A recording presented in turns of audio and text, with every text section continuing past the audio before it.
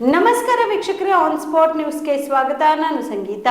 ಇನ್ನು ಮುಂದೆ ಹಜರತ್ ಟಿಪ್ಪು ಜಯಂತಿಯನ್ನು ರಾಜ್ಯ ಸರ್ಕಾರದ ವತಿಯಿಂದಲೇ ಆಚರಿಸಬೇಕು ಎಂದು ಹಜರತ್ ಟಿಪ್ಪು ಸುಲ್ತಾನ್ ವಂಶಸ್ಥ ಸೈಯದ್ ಮನ್ಸೂರ್ ಅಲಿ ಒತ್ತಾಯಿಸಿದರು. ಕಲಬುರಗಿಯ ಪತ್ರಿಕಾ ಭವನದಲ್ಲಿ ಸುದ್ದಿಗಾರರೊಂದಿಗೆ ಮಾತನಾಡಿದ ಅವರು, ಈ ಬಾರಿ ಟಿಪ್ಪು ಜಯಂತಿ ಆಚರಣೆಗೆ ಬೇರೆ ಬೇರೆ ಸಂಘಟನೆಗಳಿಗೆ ಅವಕಾಶ ನೀಡಿಲ್ಲ. ಕೆಲವರು ಮುಸ್ಲಿಮರು ಮಾತ್ರವಲ್ಲ, ದಲಿತರು ಸೇರಿದಂತೆ ಅನ್ಯ ಸಮುದಾಯಗಳಲ್ಲಿಯೂ ಟಿಪ್ಪು ಸುಲ್ತಾನ್ ಅಭಿಮಾನಿಗಳಿದ್ದಾರೆ. ಹೀಗಾಗಿ ಮುಂಬರುವ ದಿನಗಳಲ್ಲಿ ಸರ್ಕಾರವೇ ಟಿಪ್ಪು ಸುಲ್ತಾನ್ ಜಯಂತಿ ಆಚರಣೆ ಮಾಡಬೇಕು ಎಂದು ಸಲಹೆ ನೀಡಿದರು. ಒಂದು ವೇಳೆ ಟಿಪ್ಪು ಸುಲ್ತಾನ್ ಜಯಂತಿ ಆಚರಣೆ ವಿಚಾರದಲ್ಲಿ ಸರ್ಕಾರ ತಕ್ಷಣ ಸಕಾರಾತ್ಮಕ ಕ್ರಮ ಕೈಗೊಳ್ಳದೆ ಹೋದರೆ ಮುಂಬರುವ ದಿನದಲ್ಲಿ ಉಗ್ರವಾಗಿ ಹೋರಾಟ ನಡೆಸಬೇಕಾಗುತ್ತದೆ ಎಂದು ಎಚ್ಚರಿಕೆ ನೀಡಿದರು. ಟಿಪ್ಪು ಸುಲ್ತಾನ್ ಹೆಸರಿನಲ್ಲಿ ಪುರಾತತ್ವ ಇಲಾಖೆಗೆ ವಕ್ಫ್ ಆಸ್ತಿಗಳಿಂದ ಕೋಟ್ಯಾಂತರ ರೂಪಾಯಿ ಹಣ ಬರುತ್ತದೆ. ಆ ಹಣದ ಉಪಯೋಗ ಸರಿಯಾಗಿ ಆಗುತ್ತಿಲ್ಲ. ಹೀಗಾಗಿ ಸರ್ಕಾರ ತಾನಾಗೆ ಸ್ವತಃ ಟಿಪ್ಪು ಜಯಂತಿ ಆಚರಿಸಬೇಕು ಎಂದು ಪುನರುಚ್ಚರಿಸಿದ್ದರು. ಈ ಕುರಿತು ಮುಖ್ಯಮಂತ್ರಿಗಳು ಸೇರಿದಂತೆ ಅಲ್ಪಸಂಖ್ಯಾತ ಸಮುದಾಯದ ಸಚಿವರು ಹಾಗೂ ಶಾಸಕರ ಗಮನಕ್ಕೆ ತಂದು ಮನವಿ ಮಾಡುತ್ತೇವೆ ಎಂದು ಮಾಹಿತಿ ನೀಡಿದರು.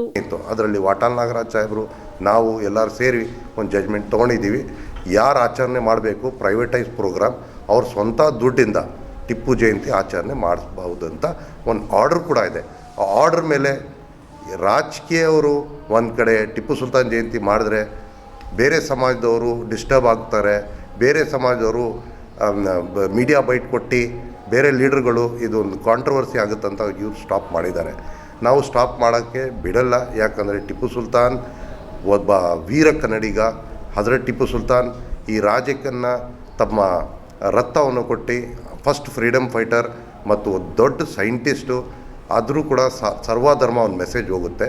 ಅದಕ್ಕಾಗಿ ಈ ಸತಿ ನಾವು ಅಡ್ಮಿನಿಸ್ಟ್ರೇಷನ್ಗೆ ಮಾತಾಡಿ ಮತ್ತು ಸರ್ಕಾರಕ್ಕೆ ಒಂದು ಮನವಿ ಕೊಟ್ಟು CMಗೆ ಮತ್ತು ಹೋಮ್ ಮಿನಿಸ್ಟರ್ಗೆ ನಾನು ಹೋದ ತಕ್ಷಣ ಬೆಂಗಳೂರಿಗೆ ಇವರು ಎಲ್ಲರೂ ನನಗೆ ಒಂದು 100ರಿಂದ 125 ಸಂಘಟನೆಗಳು ನಮಗೆ ಮೆಮೊರಂಡಮ್ ಕೊಟ್ಟವ್ರೆ. ನಾನು ಹೋಗ್ಬಿಟ್ಟು ಸರ್ಕಾರಕ್ಕೆ ಕೊಡ್ತೀನಿ. ಸರ್ಕಾರ ಇದು ಗಮನಕ್ಕೆ ತೊಗೊಳ್ಬೇಕು.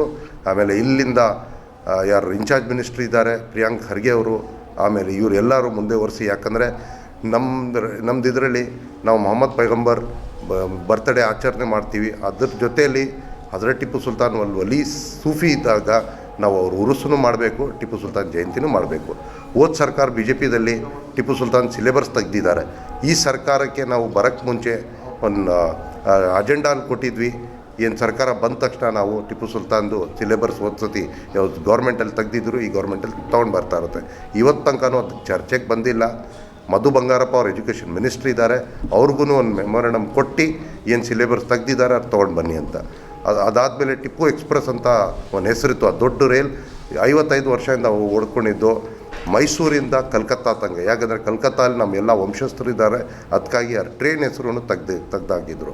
ಈ ಸತಿ ಸರ್ಕಾರಕ್ಕೆ 200 ಕೋಟಿಯಿಂದ 150 ಕೋಟಿ ಸರ್ಕಾರಕ್ಕೆ ಟಿಪ್ಪು ಸುಲ್ತಾನ್ ಅರಮನೆ ಇರಲಿ, ಟಿಪ್ಪು ಸುಲ್ತಾನ್ ಮ್ಯೂಸಿಯಂ ಇರಲಿ ಅಥವಾ ಟಿಪ್ಪು ಸುಲ್ತಾನ್ ಫೋರ್ಟ್ ಇರಲಿ, ಸರ್ಕಾರಕ್ಕೆ ದುಡ್ಡು ಬರ್ತಾಯಿದೆ.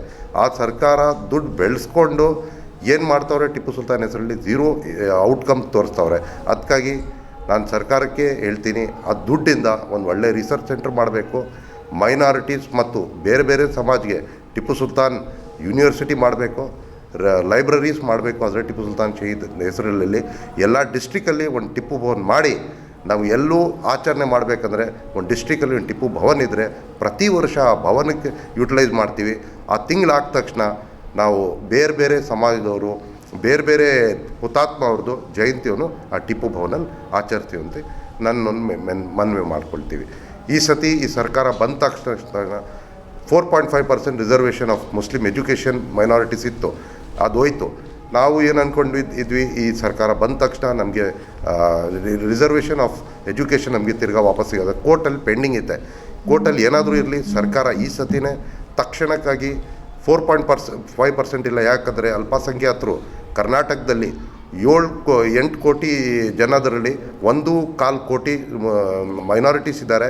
ಅದಕ್ಕಾಗಿ ನನ್ನ ಸರ್ಕಾರಕ್ಕೆ ಒಂದು ಡಿಮಾಂಡ್ ಇದೆ, 7.5% ಆ ರಿಸರ್ವೇಷನನ್ನು ತೊಗೊಂಡು ಬಂದುಬಿಟ್ಟು ಸ್ಪೆಷಲ್ ಕ್ಯಾಟಗರಿಯಲ್ಲಿ ಮೈನಾರಿಟೀಸ್ ಕೊಡಬೇಕು. ಆದರೂ ಕೂಡ ನಾವು ಮೊನ್ನೆ 3 ಕ್ಷೇತ್ರದಲ್ಲಿ ಕಾಂಗ್ರೆಸ್ ಗೆದ್ದಿದ್ದಾರೆ. ಆ ಕಾಂಗ್ರೆಸ್ ಗೆಲ್ಲಕ್ಕೆ ಮುಸ್ಲಿಂ ಓಟನ್ನು ಭಾಳ ಮುಖ್ಯವಾಗಿ ರೋಲ್ ಆಡಿದ್ದಾರೆ. ಅದಕ್ಕಾಗಿ ನಮಗೆ ಈ ಕರ್ನಾಟಕ ಸರ್ಕಾರದಲ್ಲಿ ಮುಸಲ್ಮಾನರು 90% ವೋಟ್ ಹಾಕಿ ನಾವು ಸರ್ಕಾರ ತೊಗೊಂಡು ಬಂದಿದ್ದೀವಿ. ಈ ಸರ್ಕಾರಕ್ಕೆ ನಮ್ಗೆ ರಕ್ಷಣೆ ಬೇಕು ಮತ್ತು ಈ ಸರ್ಕಾರ 3 ರಿಂದ 5 ಕ್ಯಾಬಿನೆಟ್ ಮಂತ್ರಿಗಳು ಮಾಡಬೇಕು. ಯಾವುದಾದ್ರೂ ಒಂದು ಒಳ್ಳೆ ಮಂತ್ರಿಗೆ ಮುಖ್ಯಮಂತ್ರಿ ಮುಸಲ್ಮಾನರಿಗೆ ಮಾಡಬೇಕಂತ ನಾನೊಂದು ಡಿಮ್ಯಾಂಡ್ ಇಕ್ತಾ ಇದ್ದೀನಿ. ಮುಂದೆ ಬರೋ ಕಾಲದಲ್ಲಿ ಇದೆಲ್ಲ ಡಿಮ್ಯಾಂಡ್ಸ್ ಇಟ್ಬಿಟ್ಟು ಸರ್ಕಾರಕ್ಕೆ ಇಕ್ತೀನಿ. ಅಕಸ್ಮಾತ್ ಸರ್ಕಾರ ಒಪ್ಪಲಿಲ್ಲ ಅಂದರೆ ಇದಕ್ಕೊಂದು ದೊಡ್ಡ ಹೋರಾಟ ಮಾಡಬೇಕು. ಬಿಪಿಎಲ್ ರೇಷನ್ ಕಾರ್ಡ್ ಹಾಗೂ ಆಯುಷ್ಮಾನ್ ಕಾರ್ಡ್ ಫಲಾನುಭವಿಗಳಿಗೆ ಸುಜ್ನಿ ಆಸ್ಪತ್ರೆಯಲ್ಲಿ ಉಚಿತ ಚಿಕಿತ್ಸೆ. ಕಲಬುರಗಿಯಲ್ಲಿ ಸ್ತ್ರೀ ರೋಗ ಹಾಗೂ ಮಕ್ಕಳ ಚಿಕಿತ್ಸೆಗಾಗಿಯೇ ಪ್ರತ್ಯೇಕ ಆಸ್ಪತ್ರೆ ಪ್ರಾರಂಭ. ಸುಜ್ನಿ ಕಲ್ಯಾಣ ಕರ್ನಾಟಕ ಭಾಗದ ಅತ್ಯಾಧುನಿಕ ತಾಯಿ ಮತ್ತು ಶಿಶುವಿನ ಆರೈಕೆಯ ಆಸ್ಪತ್ರೆ. ಸ್ತ್ರೀ ರೋಗ ತಜ್ಞ ಖ್ಯಾತ ವೈದ್ಯರು ಹಾಗೂ ಮಕ್ಕಳ ತಜ್ಞ ಖ್ಯಾತ ವೈದ್ಯರ ತಂಡದಿಂದ ಕಡಿಮೆ ದರದಲ್ಲಿ ಚಿಕಿತ್ಸೆ, ವಿಶ್ವ ದರ್ಜೆಯ ಉಪಕರಣಗಳ ಮತ್ತು ಅತ್ಯಾಧುನಿಕ ಐಸಿಯು, ಎನ್ಐಸಿಯು ಹಾಗೂ ಇತರೆ ಸೌಲಭ್ಯಗಳಿಂದ ಮಕ್ಕಳಿಗೆ ಗುಣಮಟ್ಟದ ಆರೈಕೆ. ಸುಜ್ನಿ ಆಸ್ಪತ್ರೆಯಲ್ಲಿನ ಸೌಲಭ್ಯಗಳು: ದಿನದ 24 ಗಂಟೆಯಲ್ಲಿ ತುರ್ತು ಸೇವೆ, ಹೈ ರಿಸ್ಕ್ ಗರ್ಭಧಾರಣೆ, ಒಬೆಸ್ಟ್ರಿಕ್ ಐಸಿಯು, ನವಜಾತ ಮತ್ತು ಶಿಶು ಐಸಿಯು, ಶಿಶು ಸಂಬಂಧಿತ ಶಸ್ತ್ರಚಿಕಿತ್ಸೆ, ಲ್ಯಾಪ್ರೋಸ್ಕೋಪಿ, ಲಸಿಕಾಕರಣ, ತಜ್ಞ ವೈದ್ಯರ ಸಲಹೆ, ಡಯಾಗ್ನೋಸ್ಟಿಕ್ ಮತ್ತು ಅಲ್ಟ್ರಾಸೌಂಡ್ ಸೇರಿದಂತೆ ಅನೇಕ ಸೌಲಭ್ಯಗಳು ನಿಮ್ಮ ಸುಜ್ನಿ ಆಸ್ಪತ್ರೆಯಲ್ಲಿ ಲಭ್ಯ. ಹೆಚ್ಚಿನ ಮಾಹಿತಿಗಾಗಿ ಸಂಪರ್ಕಿಸಿ ಸುಜ್ನಿ ಆಸ್ಪತ್ರೆ, ಬಿಗ್ ಬಜಾರ್ ಎದುರುಗಡೆಗೆ, ಕಲಬುರಗಿ. ದೂರವಾಣಿ ಸಂಖ್ಯೆ 08472272727 ಅಥವಾ ಮೊಬೈಲ್ ನಂಬರ್ 9900427814.